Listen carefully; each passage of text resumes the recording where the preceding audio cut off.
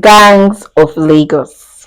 Today I am going to be doing a movie review. I don't really call it an analysis because it's not that deep. It's just a review of Gangs of Lagos. There's this theory that you cannot run away from your destiny or your destiny is already predetermined. So this movie, if you remember, he said that they said when he was born or whatever, they said he was going to grow up like his father. He's going to be like his father and take his footsteps.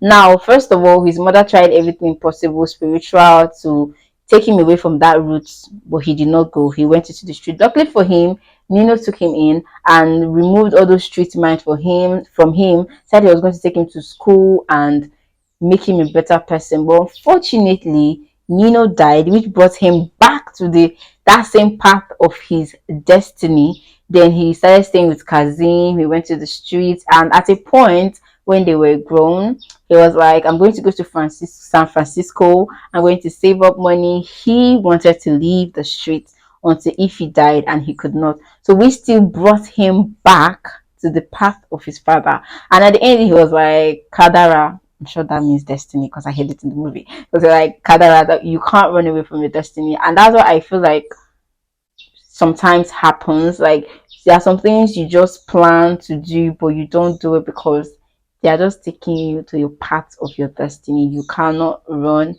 away from destiny. Some people believe that your destiny is in your hands. You can write your own destiny, like you determine what happens in your life. I feel like a greater part of our lives are not determined by what you do. It's already predetermined.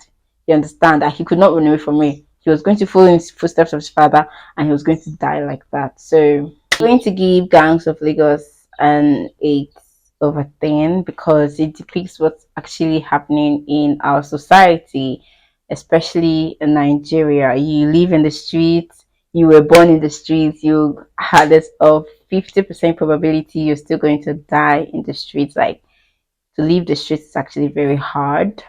Some people are finding it hard to watch the movie because they said Toyin Abraham is playing an irony of what's happening in real life. Like she's supporting Tinubu in real life, but in the movie she's against the force that's been holding Lagos State. As for the characters, funny enough, my favorite character is actually there are two, and is actually terrible and Nino. You know, terrible. I don't know if you guys remember, but there was a time he was trending on, was it on Instagram or social media now, where he used to do this comedy of this one will speak Yoruba and this one will interpret. It was very funny. And seeing him in the movie, oh my god, it was just so funny. Like whoever that brought him, like the person in charge of the cast did an amazing job. Like I think I saw the guy who played Nino, I saw his face for the first time and he was really, really, really good. He was my favorite character, like I just said. Him and Terrible, they were amazing. So amazing. I think it's a lot of old faces. We got to see a lot of old faces. Toby, Adesua, Chike is new to the industry, but it's a regular face. But that Terrible and was actually the one that caught me. Bimbo, we see her all the time, but these two were just new and they were amazing. I love the fact that the movie was actually a Yoruba movie per se because they spoke more of Yoruba. It was really interesting. And for someone like me that's learning Yoruba, when you watch it's a particular country, or what let me say when you watch a particular set of people, their kind of movies where they speak their language, you tend to get one or two from the movies. Like for those who watch Korean films a lot, you see that they'll be able to tell you maybe thank you, bye in Korea. So for someone like me that's learning Yoruba, it was actually a very amazing for me to watch the movie. I like the fact that there was Yoruba, there was Igbo, there was English. It made it interesting.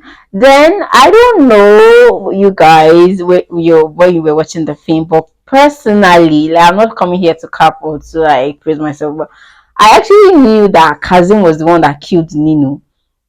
I was telling my sister when watching the movie that this guy, the way he died, the way they just stay living for streets.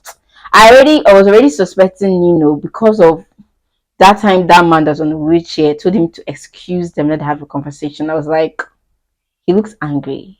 but whatever. So I turned out to be very right. And I knew that he was actually the one that killed Pana too. I believe Pana, right? Or Ify too, because when he sent him, if you remember clearly, he killed the barber. Sorry, he didn't kill the barber. He killed that guy in the barber shop, and he was the only one aware, him and the barber. And now they tell you to go and kill the barber. Obviously, I felt like he was going to kill him, and I think he also had knew that he would not have the mind to kill him too. So that's why he also sent somebody to kill the barber and kill him too. It was so obvious. I don't know. Some people might find it not obvious, but it was so freaking obvious to me. I knew that he was the one that killed the both of them. The soundtrack, the lighting, the audio, every other thing was amazing. The setting was amazing. But some people are coming out to also say, okay, so what's the moral lesson of the story? Because at the end of the day, he still became a thug and blah blah blah. I get your point. I get your point. But I feel like that's how life is at the end of the day. No matter what you do, people will still be in the streets, end up in the streets, take over the streets. I think it actually defeats what's happening in Nigeria. So people are born in the streets, they stay in the streets, and they're going to die in the streets.